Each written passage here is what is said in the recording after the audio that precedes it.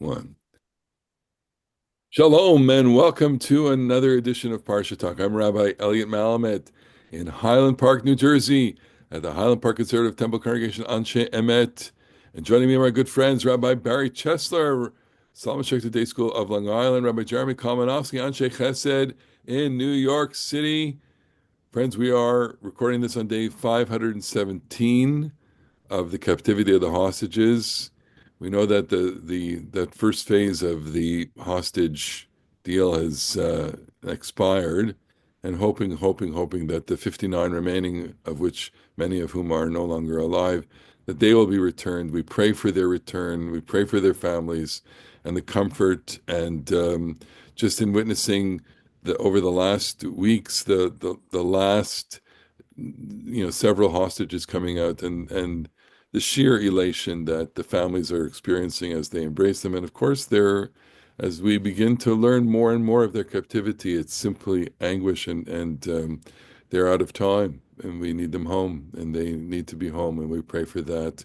And we share in those prayers with all of the Jewish people, of course, those closest in Israel to the story in that orbit. And that's why we're here. We're here to be, just one fraction of Klal Yisrael. We were talking earlier about the segment of our audience. We have some loyal viewers and listeners every week, and we thank you for spending the time with us, and schmoozing and watching us schmooze, listening to us schmooze about the Parsha and getting some insight. And those of you who are rabbis who are watching us and getting all sorts of information, ideas for sermons and Divrei Torah, you're welcome. You're welcome.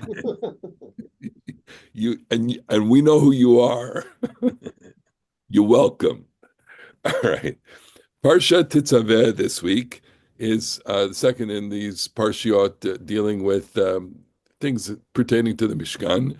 It's also Shabbat Zakhor. It's the Shabbat before Purim, even though Purim is really not until the end of next week. It falls Thursday night, Friday this year, which is an unusual day for it to be Purim. So let's spend some time talking about Tetzaveh, and specifically, I'm transfixed by the idea of the clothing of the Kohen Gadol, which is described here not in the beginning of the parsha. If you want to listen to a beautiful podcast about the beginning of the parsha and light, go to last year's parsha talk. We did a great parsha talk about that. But it's saying, for example,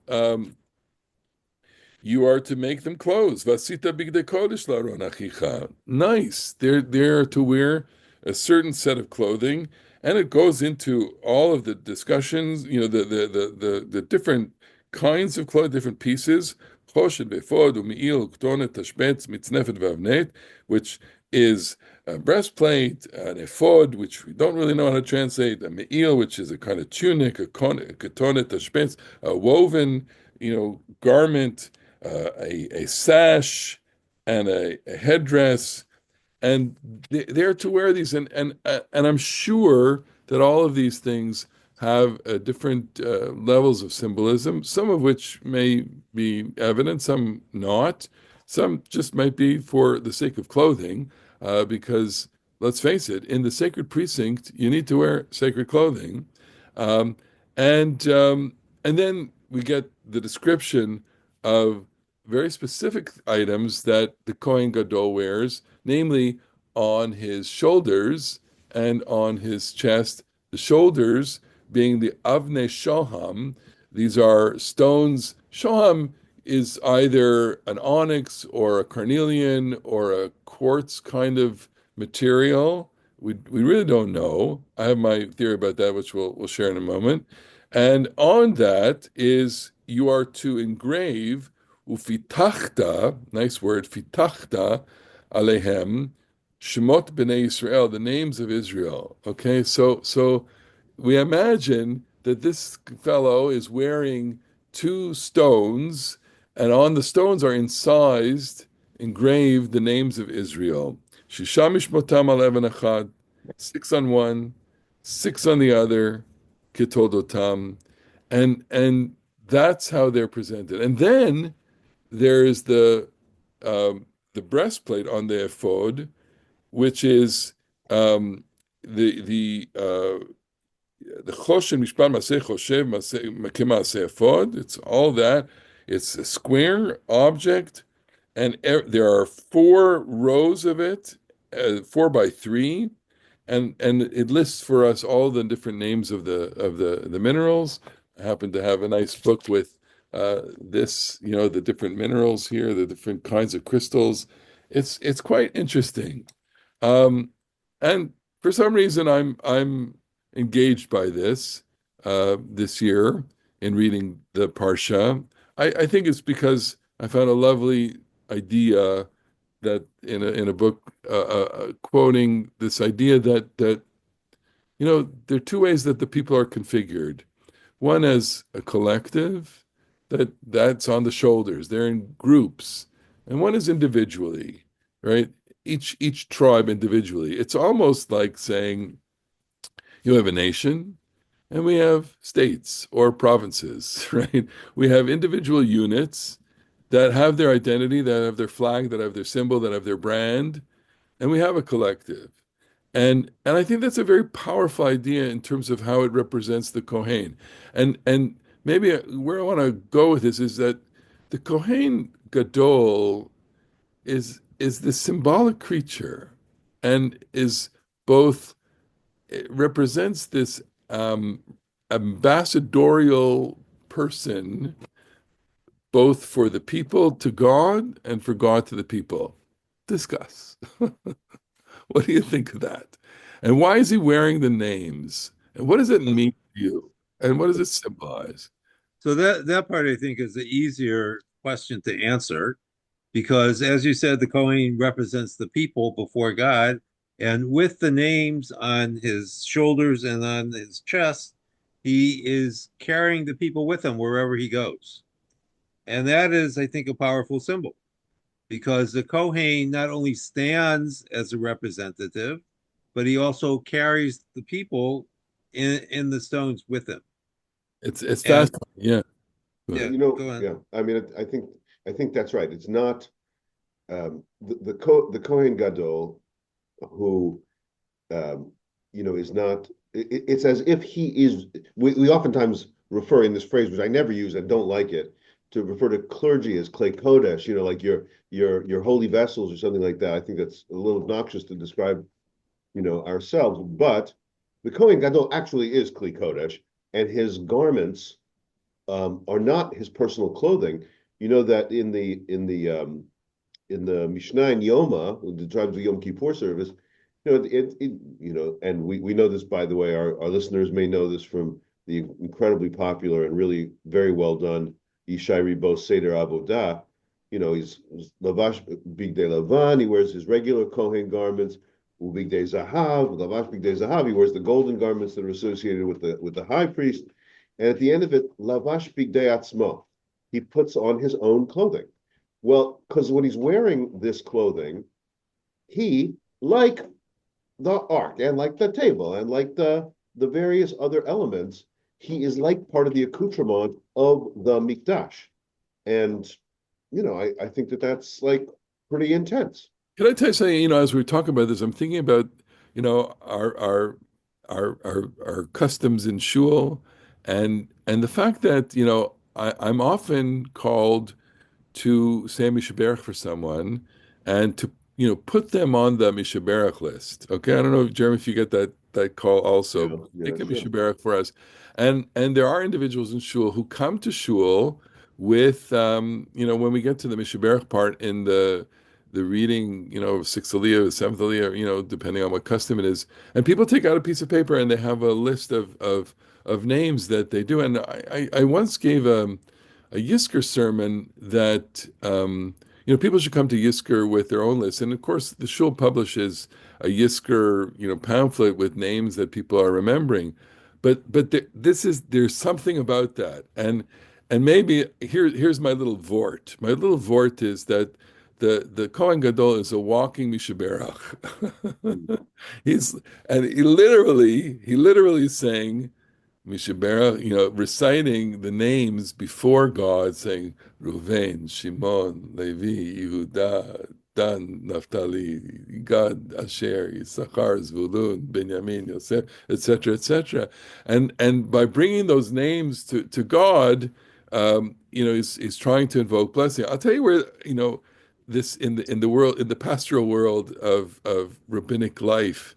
I'm often with people at their bedside, and in the last moments of life, it happens more often than I care to. I never thought that it would spend that much, but this is our life. We spend our lives with people, and what do you talk about at that moment? And of course, many times the patient is no longer communicative. And so I'm often with the family, and I say to them, just recite names. Yeah. Just stand there, and it's like in the event that it's an elderly grandparent, great grandparent, I said, just stand there and go through the names of everybody in the family, and it's incredibly moving, incredibly emotional, and it's almost like saying, I ve'ela toldot, this is my genealogy, these are the names of the people that are brought into the world because of you, and here, I'm sure that there's a historical, archaeological, theological, blah blah blah blah blah symbolism, but you know what? Walking in God's presence and naming names of the people, and or lahavdil, being in on someone's deathbed, and reciting the names of your family, or being in shul and reciting the names of those who are in need of our blessings and need of prayer. I think that it's a very tangible thing. I'm very drawn to that as the concrete tangibility of these symbols of the Kohen wearing these things, that they're not just symbols, they're liturgical devices. I want to get a grade on that var. It was good. It was Good. good. And it's supported by the opening verses of chapter 28, where it says, Vasita Vigde Kodesh La'aron Achicha, you should make holy clothes of holiness, holy clothes for Aaron your brother, L'chavod u'letifaret, Yes. for the glory and the splendor, I guess we could say. But the word kavod also suggests the presence of God as well, since it appears in the book of Exodus in that way often. And then it says, "Vatat tedaber kol chachmei lev asher mileti ruach chokhmah," that you should speak to all the wise artisans who are filled with my spirit, or the spirit of wisdom. V'yasu et bigdei Aharon likacho l'chahanoli, that you should make these clothes for Aaron in order to sanctify him, and so he could be a priest for me. And what's striking to me is that we have this root kodesh in both the noun form and the verb form. The clothes themselves apparently are holy, Higdei but the Kodesh. holiness is imbued and filled with by Aaron's body. And it's a kind of bodily holiness that is what makes the priest connect God and the people. Yeah. It's amazing. It's amazing that it's very physical, very tangible, very, very connected. I was I have a bowl full of different minerals on my or crystals on my desk, just to because I like to collect them. So I have, this is carnelian, and one of the interpreters, translators, translates shoham as carnelian, and I was saying, well, look at the color of this. This is this reddish color, and that has the whole association of blood and holiness and the purificatory role that blood plays in ritual. And it's not, as usual, this opinion is not substantiated by anything in a source or in an archaeological finding. It's just something I pulled out of thin air. Okay, but go with what you like. All right. Do you know this would be a good segue to Zakhor, to the Parsha, the maftir that we read for Purim, and it's a great theme in terms of how we interpret that passage. So I'm referring to the passage in Deuteronomy chapter 25, right at the end, chapter 25, verses 17, where it says, Zakhor asher asalecha Amalek. Remember what Amalek did to you, b'derech b'tzeitchem mimitzrayim, on the way of your exodus from Egypt, asher korcha b'derech. It attacked you on the way, and really took advantage of all the weak people in the back of the camp. You were tired, and now it says, "Ba'aniach vaya ba'aniach Adonai elecha lecha mikol avecha." When God lets you rest from all of your enemies in your land, timchet zecher Amalek, you shall erase the memory of Amalek, the mention of Amalek, mitachad hashamayim, from under heaven, lo tishkach, do not forget. And this is perennially a discussion as to what exactly is it saying to us here. I think the semantic range of the word timche, lemachot, to erase, goes everything from, the eraser on the end of my pencil, right, where I write something down in pencil and then ani machiti etzeh, to vaporize someone, to literally, erase them so that there's no trace of them, no trace remaining of them. And you should, and how to do that is to take their physical existence and eradicate it, to, kill them, to, do all sorts of things that there are no trace of them in the earth. And setting aside, the halacha for a second, I want to just think about how we relate to the memory of evil, or how we relate to evil. And I'm thinking in particularly in terms of when you name someone, when you name a perpetrator, you're stuck in this kind of paradox, because on the one hand, you're supposed to erase that name. On the other hand, you're supposed to remember. So you have to, how can you remember what they did without remembering their name?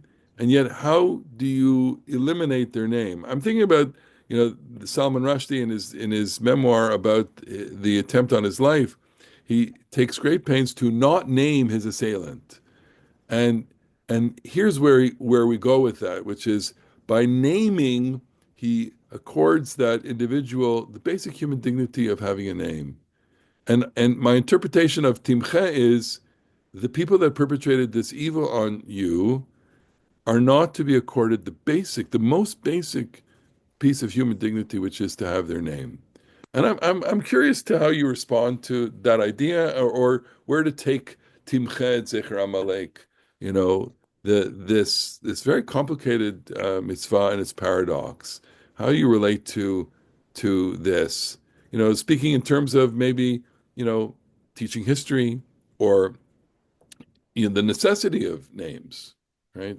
So what I would suggest is something a little bit different. So before we started recording, you had mentioned that this verb lemachot appears in the Noah story. And when the people of Noah's generation are killed, they're literally wiped off the face of the earth because they drowned in the flood. And so they have no longer a connection with the physical earth.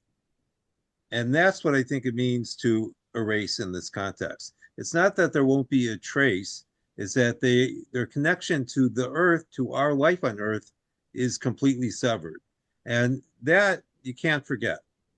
And that is what you have to remember, that a person's actions cannot deny them their fundamental humanity. I think that's a basic concept in Judaism.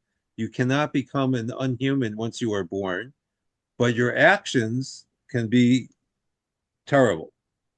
Right, but do you then need to be accorded the respect of having your name named? I think that one of the lessons of Purim ultimately is that there is a shared humanity between good and evil. I was thinking about this last night. I was teaching the text around Purim, and there's a custom to drink until you can't tell the difference between blessed be Mordechai and cursed is Haman.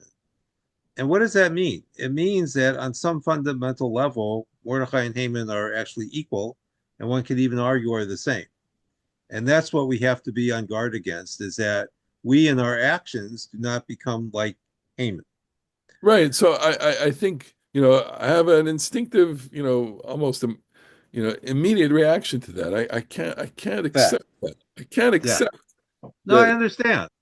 you know, and because there when you say equality or I mean, there's no moral equivalence here, and that's where I'm going with this. It's just I can't begin to think of, and we've used that expression, the moral equivalence, throughout the 15, 16 months now, which has been. I mean, the idea that the chief of staff, the defense minister, would be indicted in the same indictment or in the same way as the leader of Hamas, Yimach Shemo, right, is repugnant, is morally repugnant. There's no, do we share humanity? Yeah, and the fact that they're both human beings, but they come from two different moral universes, and that There's no question about that. But our tendency is when we confront situations like that is to say of these people, the enemy, that they're animals, but they're not yeah, animals. they They're are. human beings, and No, it's important to keep that in mind. I'm Because what speaking we're It's so condemning emotionally. is not their humanness; we're condemning their actions. I want to double down on Barry's most recent point, which I think is if you were to say, I mean, just again now in halacha, um, if an ox, not a shor mu'ad, not an ox that has a tendency to gore, but if an animal causes damage, just generally speaking, an animal causes damage, the owner of the animal at best pays half damages, and if a human being creates an injury to property, then you have to pay full damages because Adam Mu'ad Olam, a person is always expected to bear full moral responsibility for their actions. When you say that so and so are animals, in fact, you take it out of the realm of full moral responsibility and say that they couldn't be held responsible. It is only because they are human beings that you can speak of bearing full moral responsibility for your actions. Now, as to the name thing, wow, this is such an interesting question and really a tremendous paradox because, as you pointed out, I'll just repeat what you said, that you are told, remember Amalek, Zakhor asher asa lecha Amalek, remember what they did, v'timcha et zecher Amalek, but blot out the memory of Amalek, lo tishkach, don't forget. But of course, these things are paradoxical because they cannot all go together. You cannot remember to erase so that there is no memory and then not forget to do that. All these things don't quite work. Um, Maybe it's because evil will always exist, and that's going to be a project that's always going to go on. You're always going to have to work to blot out the name of evil. I just want to throw in here for our listeners that they want to go run and grab their Tanakh. The phrase Yimach Shem is from Psalm 109, a psalm about all kinds of terrible people and uh, the the bad people should their children should be orphans and their wives should be widows and their children should wander begging for food. And then verse 13 in that Psalm 109, Yacharito lachrit, may his posterity be cut off. Bidor acher, in the future generation, Yimach Shemam, may their names be blotted out. But just speaking now in terms of what you said about Salman Rushdie and sort of denying a fundamental humanity, I don't really think, as a Jew, I don't really want to go the Voldemort route. As Harry Potter fans will remember, you cannot even say the name Voldemort because when you say it, it brings the presence of the wicked wizard. So they call him he who must not be named. I don't really think, as a Jew, I'm helped in any real way by refusing to say the name of Hitler or refusing to say the name of Mengele or refusing to say the name of Yahya Sinwar or Muhammad Deif or the perpetrators of all the terrible things of the last year. I don't think that that's a morally or historically helpful course to really, despite the fact that it is this biblical phrase of Yimach Shemo, or when we say, Hitler Yimach Shemo or Stalin Yimach Shemo, may his name be blotted out. We wouldn't really say Hitler Yimach Shemo. Hitler, his name should be blotted out. We would say he who must not be named or something. I think it's actually salutary to remember their names, to say their names, and to inscribe them, in our consciousness. And I think that actually helps more than erasing names. Maybe she was onto something, J.K. Rowling, because here you cannot run away from this. That by mentioning them, you attribute to them the very basic dignity of their humanity. I don't know a way around it. Of course, if this were a history class, obviously you need to have the names, you need the data, you need the information. But maybe we're talking in the liturgical realm, and that's why that's the connection for me, which is the Kohen Gadol is wearing these names and they're bringing these names before God, and they're functioning in a very symbolic, very ritual, very liturgical way to summon blessing. And what we're saying here is there are people, individuals, through their evil that that have abrogated their right to the divine blessing, and therefore their names shall be erased. Right now, we need historical knowledge to to shape our understanding of the world and time, etc. And therefore, we're always going to have to make reference to them.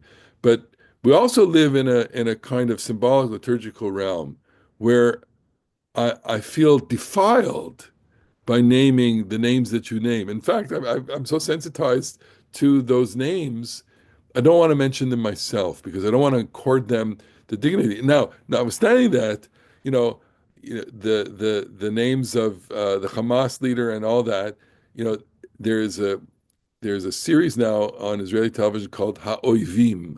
Ha'oivim. It's a fascinating documentary series in which they take, every single, one of them, you You know, said translate. Ha'oivim are enemies, So they have a documentary on Arafat, Yimach Shemo, and they have a documentary on Sinwar, Yimach Shemo, and Deaf, Yimach Shemo, and other. They don't say Yimach Shemo, but they're there to educate and to present to the Israeli public and people like us who would watch these kinds of things, what you do in a documentary, right? Which is what's the history? How did they come out of? What's the sort? What's the story? What's unique?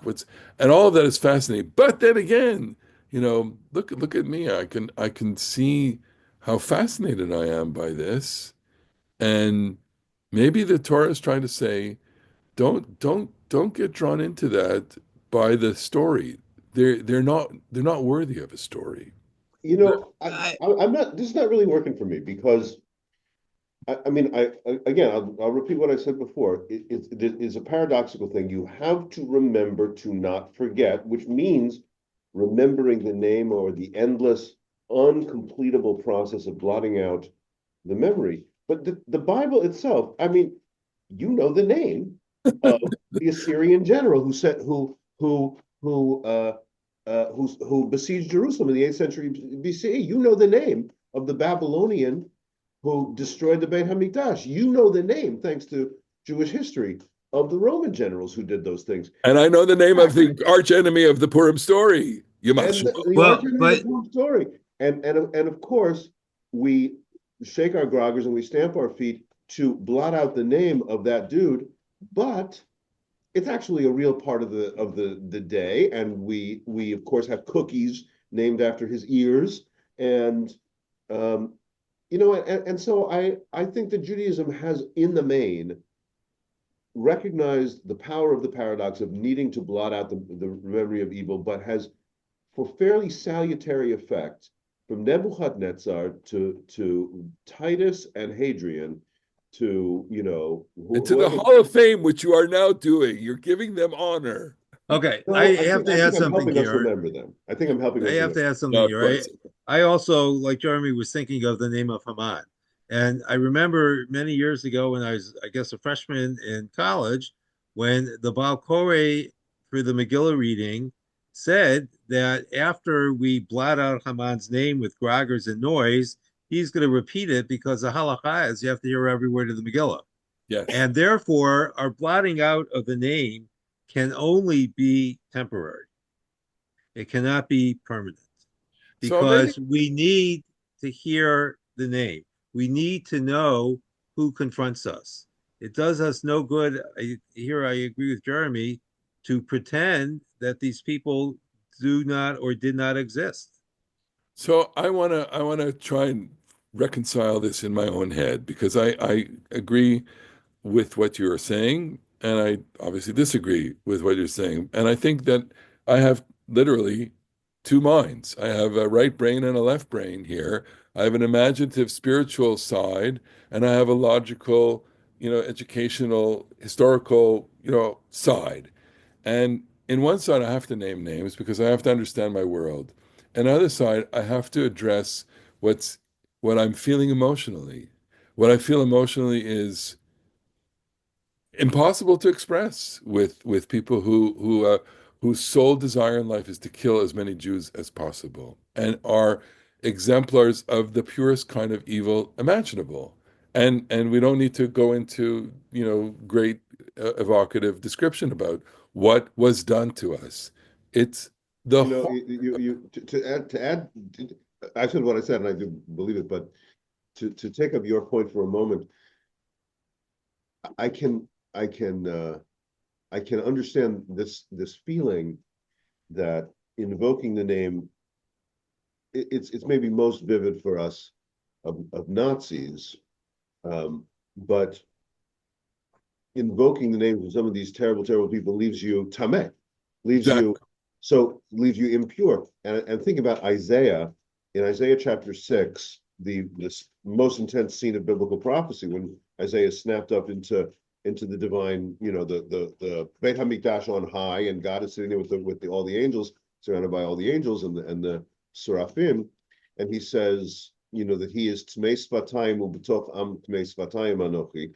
Here I am among the people of unclean lips. And the angel takes the tongs and takes a coal off the altar on high, and some sort of like what would you say, a very mystical experience, and touches the burning coal to his lips, and your sin has been taken away from that kind of cauterizing moment. I do think that, and the rabbinic idiom for like gutter mouth is, minabel et piv. You make your mouth disgusting, and so if say all kinds of, I mean, in that case, it's like dirty jokes or whatever. If you talk like you're in the gutter, you're going to be in the gutter. And if you mention the names of the doctor from Auschwitz, maybe it's going to like summon up some of that wickedness. So I'd like to add what the lesson here seems to be, Elliot, in support of your position, is that we need to use the names, but we do not need to use them as often as we do. In other words, we have to pronounce them when it is necessary, but we also have to be vigilant about not using them when they're not called for. Sure. And that maybe is where we can all agree because we see both points of view here, the need to mention the names and also, as you so powerfully express, the need not to mention them as well. I'll tell you something, we are all getting a little older, and sometimes we forget a name. I'm often in embarrassing situations where I'll see someone and I'll forget their name. I've not mastered. Jeremy, you're a master at this. You have great mnemonic skills in names, um, and that the moment of not remembering a name is quite humiliating, Yeah. uh, both for me and it's so embarrassing to go up to some person that just because you have a brain moment, and it's common enough, um, and that's the point, which is people who need to be forgotten or or whose existence should be not accorded a certain honor. But I can live in both worlds. I can certainly, if I were teaching a class, and exploring, things on a historical perspective, I would, definitely, and certainly in examining the events of the last 16 months, absolutely. But as speaking as a person living in an imaginative, spiritual, liturgical environment right now, Yamach Shemam, bah! Okay. They Well, we have to end on a positive note.